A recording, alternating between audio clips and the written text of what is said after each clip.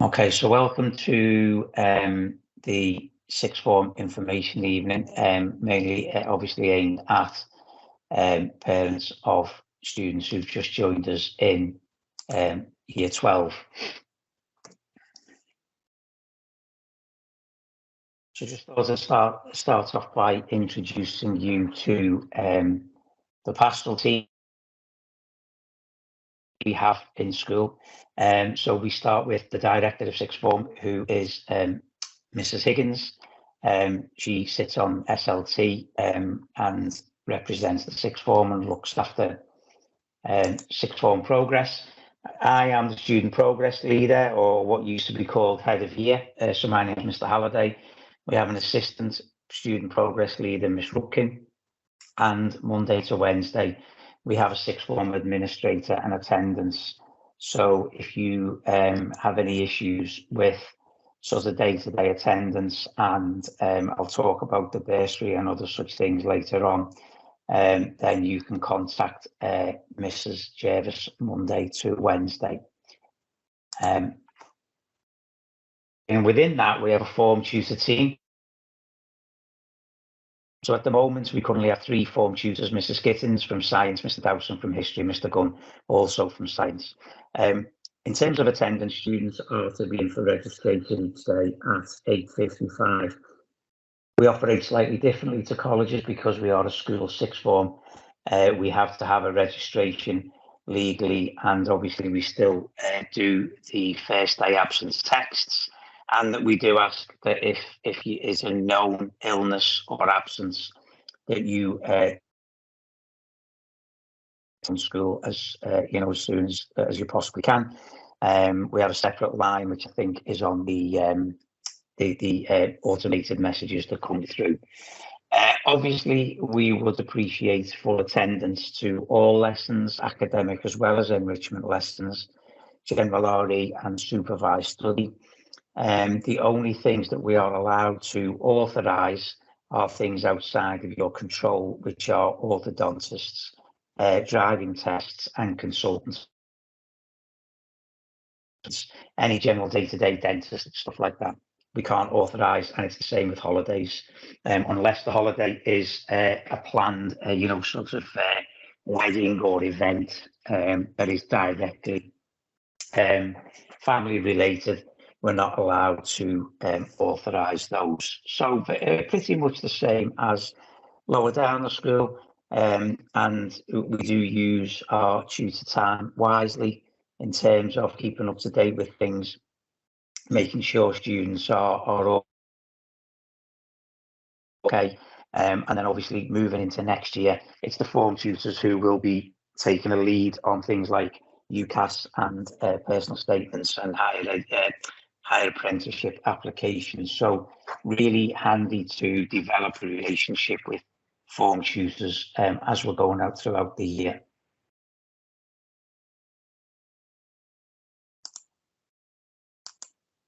Okay, obviously we are still using class charts, and we make use of class charts in much the same way as lower down the school. So we have now moved over, if you've got younger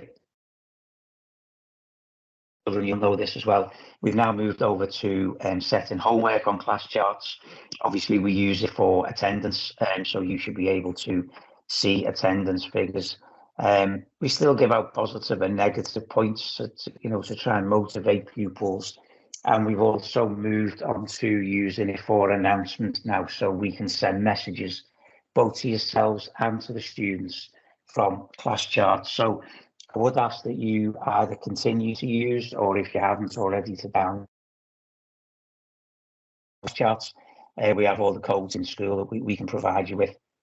And yeah, we're going to use this more moving forward as we get all some of the other add-ons that it can do.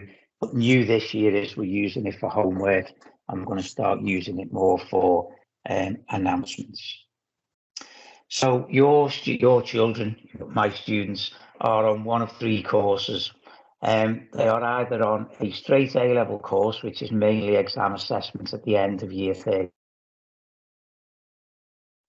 So if you are on an academic A-level course, so for example, history, sciences, psychology, then they will sit up to 4 exams at the end of year 13. So there will be no formal assessment in terms of exam board assessment before the end of the course. Some people are doing an applied course, so criminology and business are applied courses, and they are a combination of exam and coursework. And so you will find might sit module exams in the hall at the maybe in January, and then at the end of the year they may do some what's called controlled coursework, where they will produce a piece of coursework in a day or in a 5-hour period. And some BTEC courses, so health and social care, sport, IT is not a BTEC course, but it's run along similar lines.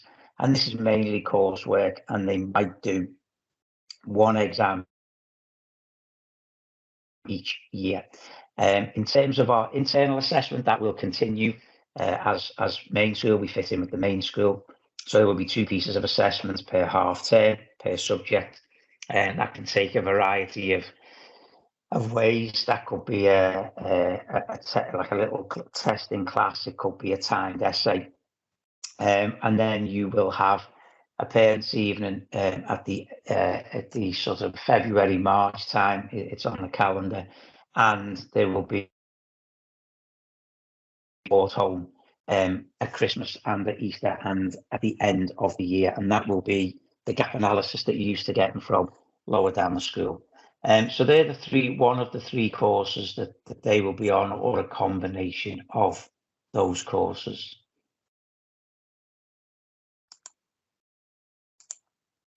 Okay, I was really pleased this week to see, lots of people in the dress code. We do have a dress code which is available from the website. We move into the colder weather. We ask for a black V-neck jumper or a black cardigan. We did get together with Kids Kirby in the town centre there, and they designed for us one of these quarter zip tops, which you can wear. But we do ask that there's no hoodies, please, and outdoor wear is not worn around school. They've all had their pictures taken this week, and that will lead to a picture badge that we ask to wear at all times. That's an important part of our safeguard policy. So they will be given a lanyard and a little sort of badge holder to go with their door pass that lets them into the building, and we ask them to wear their picture badges as part of our safeguarding policy. So the reason we do that is all listed there. We believe that it promotes a good readiness for work. It does promote a role. They are role models in the lower school, and the lower school do look up to them, and so we do sort of impress upon them the idea of being smart at school. So in terms of what makes a successful sixth form, obviously they should maintain that motivation as best they can with a good attitude. I'll talk about organisation in a minute.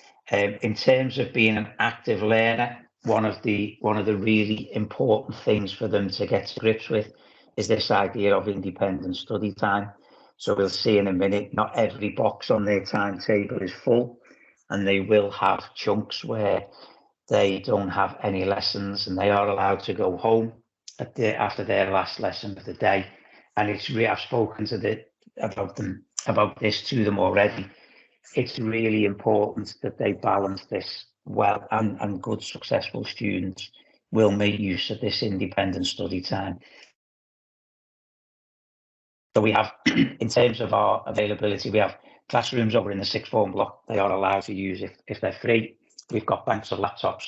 We've got study areas on the landing, and we've also got a study room, which is all just for them. So, and obviously they can go home at the last lesson of the day and study at home. So really good use of the independent learning time is vital. Obviously, a good balance of study and other interests. I mean, obviously, we've all read and heard a lot since COVID about mental health amongst young people. and we do promote this idea that they should be switching off at times. I've spoken to them about the idea of planning the week and making sure, you know, that they do build in a bit of gym, socialising, you know, whatever it might be that allows them to switch off. But that switch off should be completely away from their studies. You know, there's no point in just putting the laptop to one side and staying in the bedroom. They do need to be getting out for a walk, coming downstairs, you know, actually coming away from their study room so that the brain appreciates that they are switching off and that is the downtime. There's a lot of good research around to suggest that, you know, 45 minutes is the most we can cope one time, and then after that they should be having a little walk around the house, having a cup of tea, whatever it might be, before getting back to it. In terms of some of the students that we see that don't sort of last the distance, you know, I'm sure you can appreciate that we've spoken to them a lot about planning ahead, about, you know, not leaving things to the last minute. Communication is a huge thing in sixth form. I'm trying to impress upon them the idea that, you know, relationships with teachers are really going to have to change. It's not enough now to in a class of 30 and be able to hide because you haven't done the necessary reading or you haven't done the homework. Some of our lessons, some of our students are in classes of 4 and 5 and 10, you know, so it's really hard for them to kind of hide in class. And so what sometimes people have done in the past is they've kind of missed the lesson where they haven't done the prep work for, and then obviously that means that they've missed 2 lessons, and then it just makes it harder. So this idea of, you know, asking for help, making sure that you communicate, making sure there's a change in mindset in terms of how much revision and how fast-paced A levels are. Good sleep pattern, you know, using study time wisely, which I've spoken about. There's a point on there about doing paid work, and we're all for obviously the skills that you enhance by doing a part-time job are unbelievable in terms of teamwork and confidence and everything else. Obviously getting a bit of pin money as well, but there is a suggestion that anything over 12 hours has a direct effect on the grades. So anything more than sort of 1 8-hour and 1 4-hour shift a week are really going to start to see a detrimental effect on studies. So we, you know, you keep an eye on that as well. In terms of organisation, okay, it should have a file now for each subject, if not for each teacher. If you think about it, over the lifetime of their 2-year A levels, they could attend 870 lessons. That is 870 sets of notes, and if they are all stuffed in a bag, you know, or all in a locker, then that's not going to go well. So getting organised from the off, having the specification, maybe having some file dividers, certainly having a file for each subject, if not each teacher, is a really good habit to get into. Dating things, you know, making sure the things are in order. So lots of subjects will do file checks and make sure, you know, that the things are there. But in general, it's a huge learning curve for them now. They are being treated a little bit differently, and we won't necessarily be checking files, you know, maybe weekly or fortnightly. We might be checking files half or termly. And so therefore, the quicker they can get into this idea of being well organised, the more successful they're going to be and the less stressed they're going to be.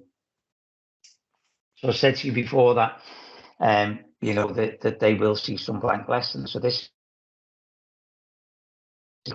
timetable for the students, we have 9 lessons per subject per fortnight with an enrichment and the general RE thrown in. So you can see from this timetable here, there is some study periods in there. So we asked them to identify 2 study periods a week where they will go into the study room and there will be a teacher there to supervise what they're doing. But then you can see from this students here, there are some blank spaces where they will be free to, you know, go and study.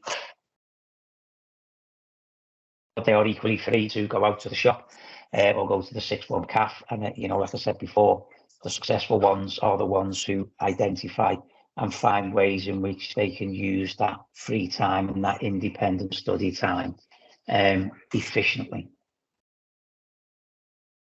So again, you know, looking at organisation, looking at plans and how many hours they're there.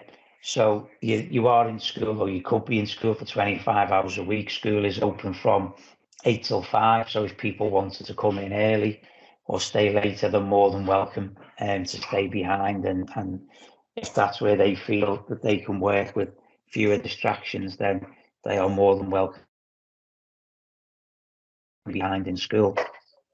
We suggest 4 hours per subject per week outside of your lesson times is what we are looking at. Then if you add in a couple of hours over the weekend, I think the big thing to do is to, and I've said this to them, is to get into the habit already. So if you can identify, you know, let's say, I don't know, you're a football training on a Tuesday or dance club on a Thursday, so you know the Thursday nights are out, then you're going to have it in the weekends, you're going to have Sundays off. Then planning that time around that free time just means it just takes away a little bit of the stress, and it just means that you are proactively approaching your studies rather than reactive. There is always something to do, you know, reading the next chapter of the book, listening to a podcast, going on YouTube. There is a wealth of information out there for the students to be taken advantage of if they feel that they have submitted or it's been set. There is always something else that they can do in order to just get a little bit ahead or make sure that they have understood the notes from last lesson. In terms of them around the school, we do look and ask for them to be proactive in terms of their presence around the school and the way in which they conduct themselves around the school. This week we introduced enrichment. So that is every other Monday afternoon. That is a timetable lesson that will be cancelled, but it's beyond their A-level studies. So they have just chosen, or should have chosen, from 6 opportunities. So there's Mandarin, Sports Leaders Award, Language Leaders Award, an Introduction to Criminology. There is an IT qualification that they can do. And there is Greek, sort of an introduction to ancient languages. The idea of that is to enrich them. I've already spoken to them about what's happening when they leave sixth form. Sounds a bit bizarre, seeing as how we're only in the second week. But this year and next year is all about them building up their skills portfolio. If they are going to apply to university or higher level apprenticeships, they're going to apply for the grades that they're going to get and that lots of other students are going to get. So this year is a lot about the development of skills and enrichment, work experience I'll speak about in a few minutes, and making sure that they have got those extra sort of bow, to their personal statement, that they have got other things to talk about. So we've already given them the opportunities to volunteer in open evenings and parents' evenings, and it all just looks good on a personal statement, because as well as being interested in academic performance, universities are interested in the person, and how you developed as a student over the 2 years. So just two final things to talk about. The bursary fund is a sum of money that you can apply. It is paid directly to the students individually at the start of each term. So it's meant to be for expenses created by being in the sixth form. So, for example, you would apply for enough money for a bus or a train pass, for some books or trips or general living expenses. It is means tested. The sums of money available, the sums of money that the threshold for pay are on the website, and the packs are from the office. So if you do think you are eligible, then I would encourage you to apply. And if you think you're sort of borderline, or you have some unusual expenses, and again apply, because we do have a fairly decent pot of money, and obviously from year to year we may have some left over, and therefore we would encourage anyone who thinks they have an unusual set of circumstances or an unusual expense to pay. Say if you live very far out of the area, then even though you are beyond the threshold and you think a bus or a train pass would be really useful, then I would encourage you to apply, and then we will consider all the applications that come through. Work experience takes place in the last full week of the summer term. So we've introduced this to the students now because, in the first instance, we encourage students to find their own placements. And this is a bit different to work experience lower down the school. This is meant to be work experience for something that they are interested in. So it's more about experiencing the industry that they might be interested in, rather than just the world of work, which is the aim of work experience in year 10.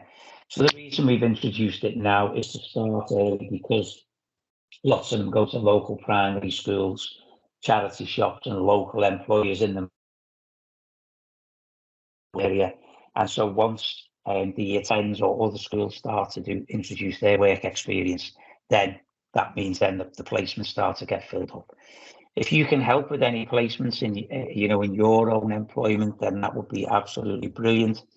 But just to let you know that they will do a week's work experience in July, and we do ask them to find their own placements in the first instance. Okay, that's basically about it for the presentation. Obviously, if you have any issues at all throughout the 2 years, then you've got the named contacts there. In the first instance, that would be me, myself, Mr. Halliday, or Miss Rubkin, who is the assistant progress leader. And you would do that by ringing through to the sixth form switchboard, and Mrs. Jervis would then direct the call to one of us, or email the school. So what I'll do now is I will just stop recording, and then if there are any questions, then you can fire away.